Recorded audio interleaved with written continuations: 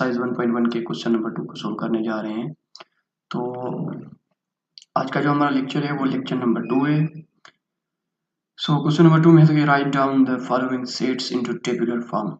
Okay, सो tabular form क्या होता है, हम जस्ट पहले टेबुलर फॉर्म को देखते हैं। आपने काफ़ी सेट्स पढ़े होंगे ना जो इस वे में आते हैं, यानी कि 1 2 3 4 ये एक नंबर का सेट है। तो ये कौन से मेथड में लिखा हुआ है, ये एक टेबुलर मेथड में लिखा हुआ है। कौन सी फॉर्म है, टेबुलर फॉर्म।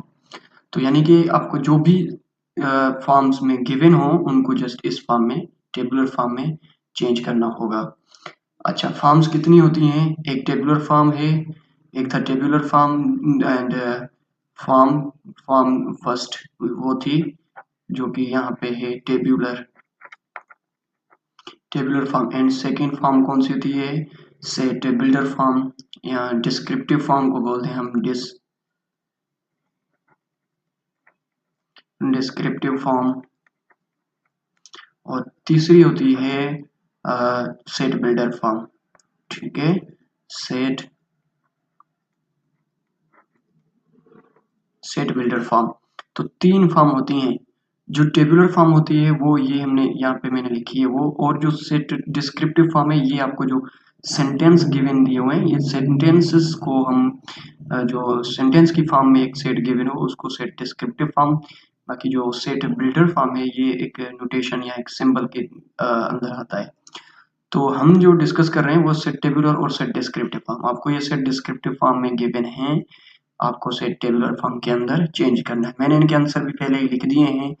अब हम क्वेश्चन को सोल्व करने जा रहे हैं। तो पार्ट नंबर ए के अंदर क्या था, क्वेश्चन को आप देखेंगे जब, the names of any 3 fruits of summer season. Summer season के कोई भी 3 फ्रूट्स के नाम लिखें, कोई भी 3 फ्रूट्स के नाम जो कि समर सीजन के हों, लेकिन 3 नाम लिखने हैं, फिर आपकी मर्जी है कुछ भी लिखें।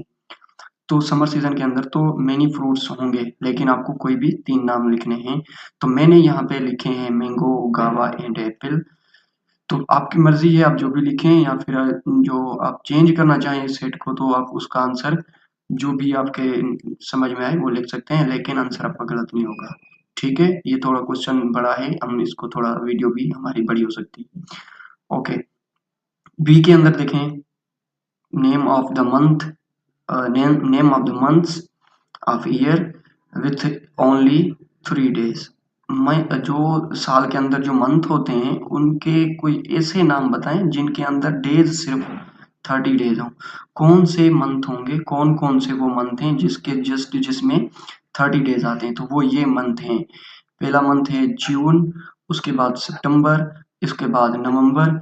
ये जो 3 मंथ हैं इनके अंदर जस्ट 30 डेज होते हैं, क्योंकि बाकी के किसी में कम होंगे, किसी के अंदर ज्यादा होंगे। तो ये 3 महीने थे हमने जिनके लिख दिए कि इसके अंदर 30 डेज होते हैं।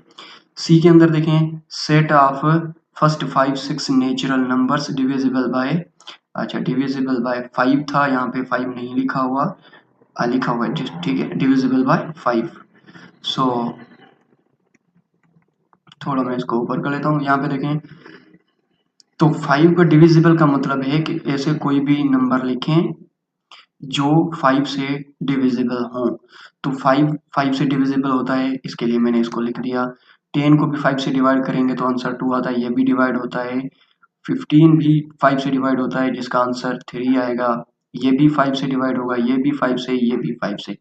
क्या ये 5 से डिवाइड होगा? 6 को अगर डिवाइड करें 5 से, हाँ ये भी डिवाइड होगा, ये भी डिवाइड होगा, लेकिन ये कंप्लीटली डिवाइड नहीं होगा। इसलिए हमें पूछा गया है कि वो कौन से नंबर जो कंप्लीटली डिवाइड हों। ठीक है, तो ये अगर आप थोड़ा सा ध्यान दें तो ये एक 5 का टेबल भी है, डिविजिबल बाय 5। तो आप यहाँ पे दूसरे वे में आप इसका 5 का टेबल ही याद कर देते तो फिर भी देखें 5 10 15 20 एंड 25 एंड 30, लेकिन कितने लिखने थे, सारे नहीं लिखने, जस्ट 6 नंबर 6। तो first second third 4 and 5 and 6 number आ गए, तो ये इसका कंप्लीट आंसर हो गया। उसके बाद क्या है, पार्ट्स जो है डी पार्ट के अंदर देखें कि सेट ऑफ प्राइम नंबर्स। अब set of prime numbers, prime number क्या होता है, जो है पहले प्राइम नंबर को चेक करें।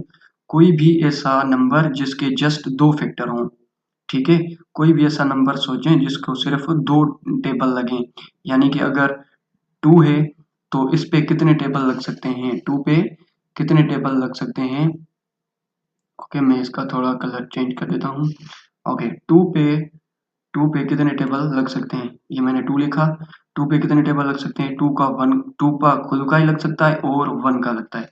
और अगर मैं 3 की बात करूं तो 3 पे भी 3 का खुद का लगेगा और 3 और 1 का लगेगा। तो ऐसे तमाम नंबर जिस पे सिर्फ 2 फैक्टर बने तो वो प्राइम नंबर होता है, ठीक है। अगर मैं 4 की बात करूं तो 4 के कितने फैक्टर होंगे, 2 होगा, 4 खुद होगा और 1 होगा, तो इसको हम इसलिए प्राइम नहीं कहते, ठीक है। तो अब सेट ऑफ प्राइम नंबर्स कैसे होंगे, सबसे पहले आएगा 2 आएगा, उसके बाद 3, उसके बाद 5, उसके बाद 7, उसके बाद 11, उसके बाद 13, 17, 19 और इसके अलावा आगे बहुत सारे नंबर होंगे। तो सेट ऑफ प्राइम नंबर्स का ये पूरे का पूरा हमने सेट लिख दिया है। चलते हैं पार्ट नंबर ई की तरफ।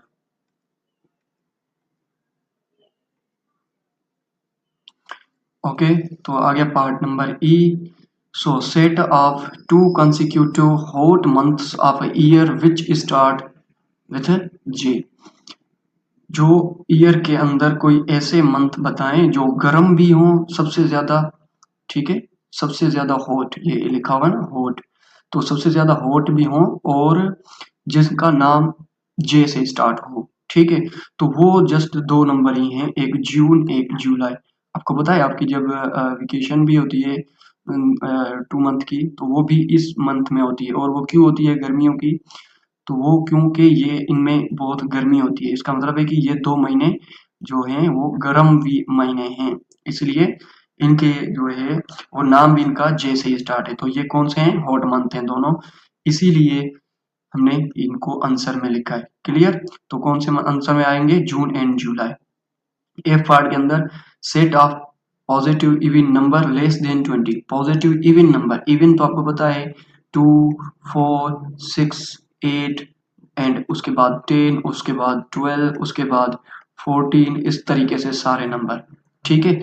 और पॉजिटिव, अगर पॉजिटिव का नंबर ना आता यानी वर्ड नहीं आता तो हम नेगेटिव का भी सोच सकते थे कि हो सकता था कि -2, -4, -6, इस तरीके की भी हो सकते हैं, लेकिन पॉजिटिव का बोला गया तो जस्ट पॉजिटिव। और कहाँ तक 12 से लेस होने चाहिए, यहाँ से 12 से पीछे वाले सारे, तो ये पूरे के पूरे हो गए। इसके लिए मैंने इस वजह से मैंने इनको यहाँ पे लिखा हुआ है 2, 4, 6, 8 एंड 10, तो ये इसका परफेक्ट आंसर हो गया। क्लियर, तो बकाया को मैं इरेज कर देता हूँ यहाँ पे। ओके, आई थिंक आपको समझ में आ चुका होगा। अब हम थोड़ा सा स्पीड से चलेंगे ताकि आपको बाकी की चीजें भी क्लियर हो सके, ठीक है। Okay, so set of positive odd number less than 20 and greater than, अच्छा ओड नंबर ग्रेटर देन कितना होना चाहिए, 6 से बड़े और 20 से लेस, लेस का मतलब है कम होने चाहिए। तो ओड नंबर कौन से होते हैं, ओड नंबर होते हैं 1, 3 एंड 5 एंड 7, इस तरीके से आगे सारे आ रहे पॉजिटिव, और नेगेटिव भी इसके होते हैं लेकिन हमें पॉजिटिव का पूछा गया। तो कहाँ से आगे जाना है, 6 से बड़े, 6 से बड़े कौन से होते हैं, ये 7, 7 के बाद आएगा, मैंने यहाँ पे लिख दिया है, यहीं से आपको क्लियर करा देता हूँ। 7 के बाद 9, 11, 13, 15, 16, 17 एंड 19, तो ये सारे क्या हैं, पॉजिटिव भी हैं, ओड नंबर भी हैं, और जो है 6 से बड़े हैं और 20 से कम हैं। ओके, तो ये इसका आंसर आ गया। Set of natural numbers part H, set of natural numbers, natural number का एक ये यानी कि स्पेशल केस है यहाँ पे। तो मैं आपको यहाँ पे थोड़ा इसको मजीद डिफाइन कर देता हूँ कि नेचुरल नंबर का सेट क्या होता है।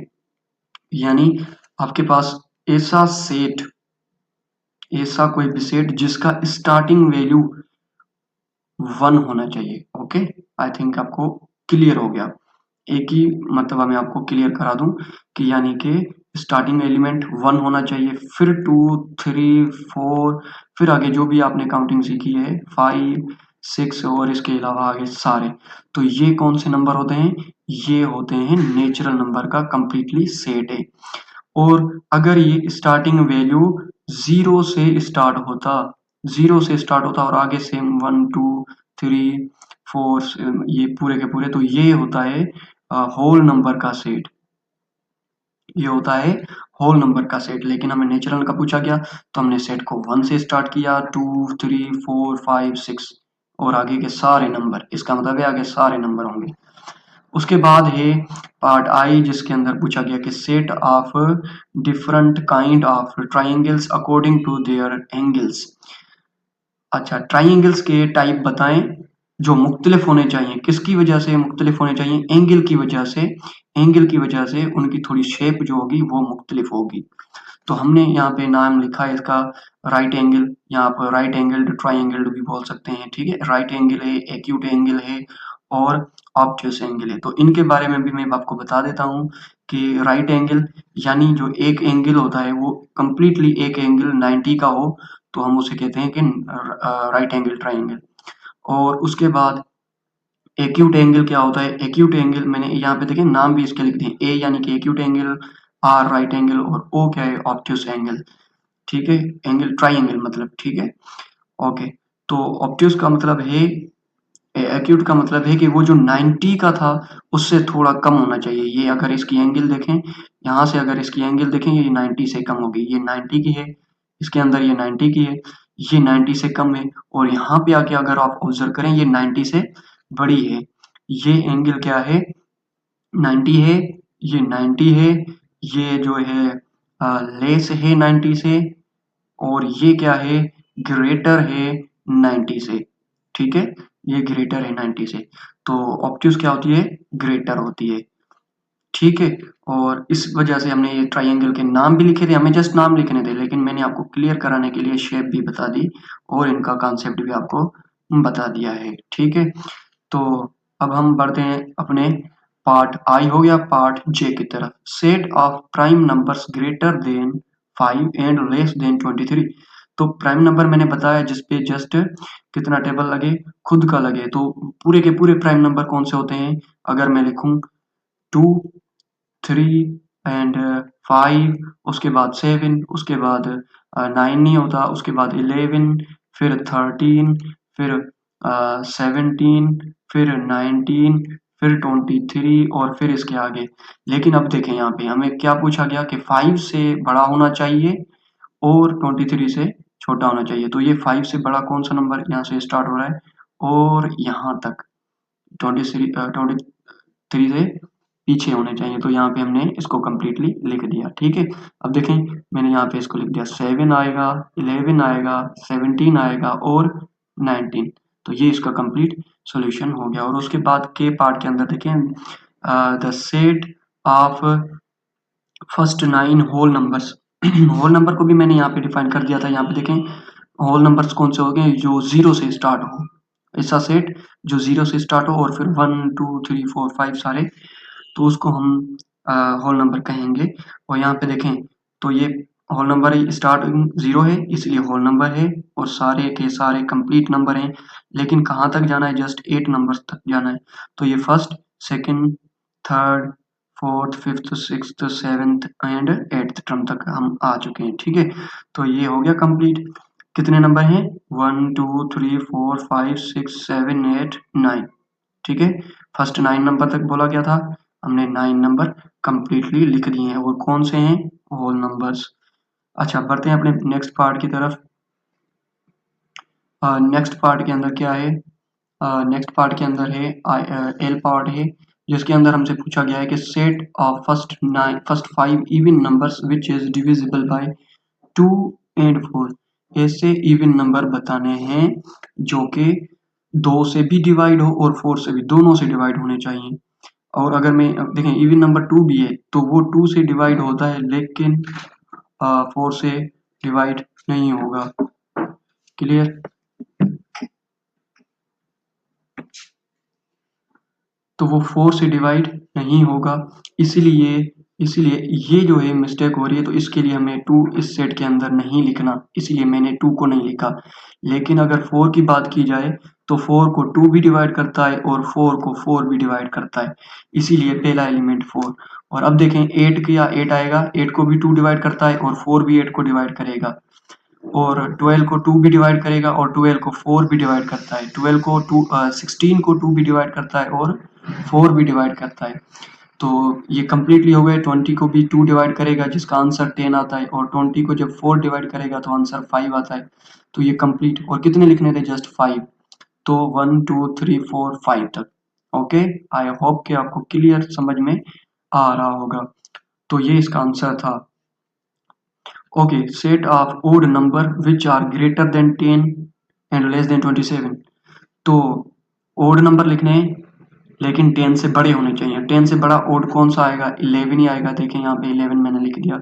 और उसके बाद 12 तो इवन नंबर है, लेकिन हमें ओड लिखने हैं, तो ओड उसके बाद आता है 11 के बाद, 11 के बाद 13, फिर 15, फिर 17, फिर 19, फिर 21, 23 एंड 25, और आगे वाला आएगा 27। लेकिन हमें बोला गया कि 27 से लेस होने चाहिए, इसलिए हमने यहाँ तक इसका आंसर लिख दिया है। ओके, अब हम बढ़ते हैं पार्ट एन की तरफ, जो कि है the set of first 5 natural numbers which are divisible by 11।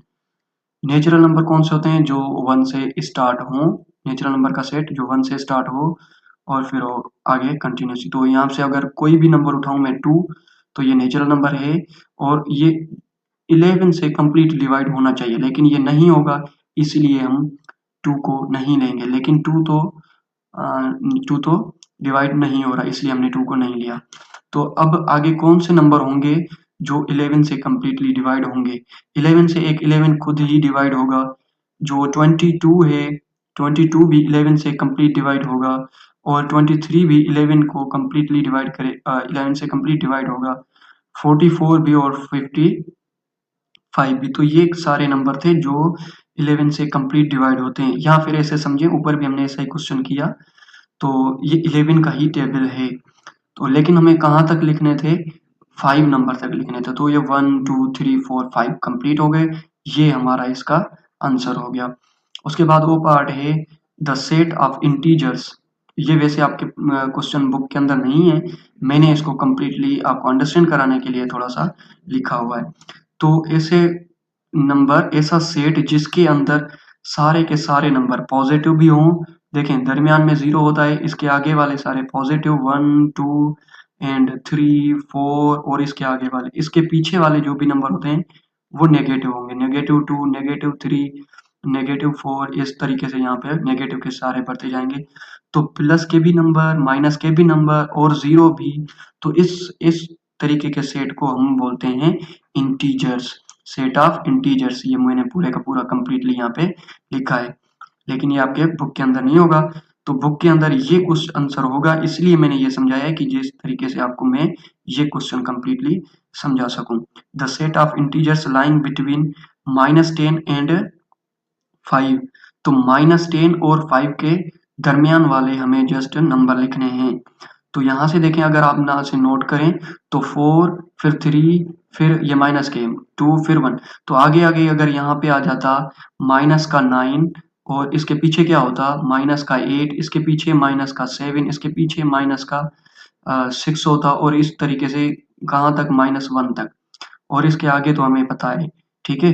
तो 10 से पीछे जाना है, 10 से कम होने चाहिए, तो 10 से कम -9। तो इनके दरमियान में -9, -8, -7, -6, -5, -4, -3, और इस तरीके से कहाँ तक, 4 तक, क्योंकि इनके दरमियान में लिखने थे ना, जस्ट इनके दरमियान वाले ही लिखने थे। तो हमने यहाँ पे लिख करके दिखा दिया। तो ये इसका कंप्लीट सॉल्यूशन है, ठीक है। ओके, अब क्यू पार्ट के अंदर है सेट ऑफ रेशनल नंबर्स। अब ये भी आपके पार्ट क्वेश्चन के अंदर नहीं होगा, क्योंकि आगे वाला क्वेश्चन इसी के ही अकॉर्डिंग पूछा गया है, इसीलिए मैंने इसको पहले समझाना पॉसिबल समझा, ठीक है।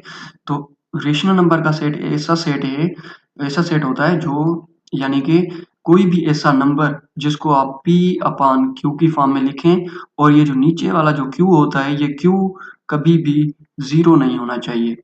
ठीक है, फॉर एग्जाम्पल जैसे मैंने 1 लिखा, 1 अपान में 2, ये मैंने समझाया, तो ये ऊपर p की फॉर्म और अपान में q की फॉर्म कर रहा है और नीचे q भी जो है 0 नहीं है, 2 है ना, 0 तो नहीं है। तो उसके बाद अगर दूसरा एग्जाम्पल 2 अपान में 3, तो ये ऊपर p की फॉर्म कर रहा है और नीचे q, यानी कि ऊपर भी कोई नंबर होना चाहिए, नीचे भी कोई नंबर होना चाहिए, लेकिन नीचे वाला 0 नहीं होना चाहिए बस। तो ये इस तरीके के जो भी नंबर होते हैं ना जो अपॉन में लिखे जाएं, 1 अपान 2, 3 अपान 4, 5 अपान 6, ये सारे के सारे नंबर जो है ये इस तरीके के नंबर जो अपान की फॉर्म में आए, ये सारे के सारे क्या होंगे, ये रेशनल नंबर कहलाते हैं। ठीक है, तो इससे नंबर्स जो अपॉन की फॉर्म में p अपान q और q does not equal to 0, तो उसको हम बोलते हैं ये एक रेशनल नंबर्स हैं। चलें अब अपने क्वेश्चन की तरफ बढ़ते हैं, जो कि इसका लास्ट पार्ट होगा। Are the set of rational number यानी कि p अपान q की फॉर्म में होगा such that p plus q जो लेस देन 10, यानी कि कोई भी ऐसे दो नंबर लें p अपान q की फॉर्म में हो और उनको सम करें, p और q को सम करें, ठीक है, तो उनका आंसर 10 से कम आना चाहिए, 10 से कम। ठीक है, जैसे कि देखें 1 अपान 2, ये ऊपर क्या है, p का वैल्यू है, ये नीचे क्या है, ये नीचे क्या है, q का वैल्यू है। तो अगर मैं p और q को ऐड कर दूं, 1 को प्लस 2 के साथ ऐड कर दूं, तो आंसर क्या आएगा 3, और 3 क्या है, 10 से छोटा है, तो इसलिए मैंने 1 अपान 2 भी लिखा। ठीक है, ओके, और उसके बाद सारे के सारे मैंने नंबर यहाँ पे लिख दिए और इसके ये 10 भी है। ठीक है, तो ये आई थिंक ये गलती से आ गया, अगर इसको ऐड करेंगे तो 10 बन जाता है, तो ये एक पार्ट नहीं होना चाहिए। उसके बाद सारे अगर आप चेक करें, 4 को 5 से ऐड करेंगे तो फिर भी वो 10 से कम है, और ये सारे जब आप ऐड करेंगे तो वो 10 से कम ही होंगे। तो इस तरीके से बहुत सारे हो सकते हैं, लेकिन आपकी मर्जी आप कहाँ तक भी लिखें। ठीक है, तो ये इसका आंसर मैंने यहाँ तक लिखा है और ये इसका कंप्लीट सोल्यूशन है। आई होप कि आपको एवरीथिंग क्लियर हो चुकी होगी। तो मिलते हैं अपने नेक्स्ट लेक्चर में, तब तक के लिए खुदा हाफिज।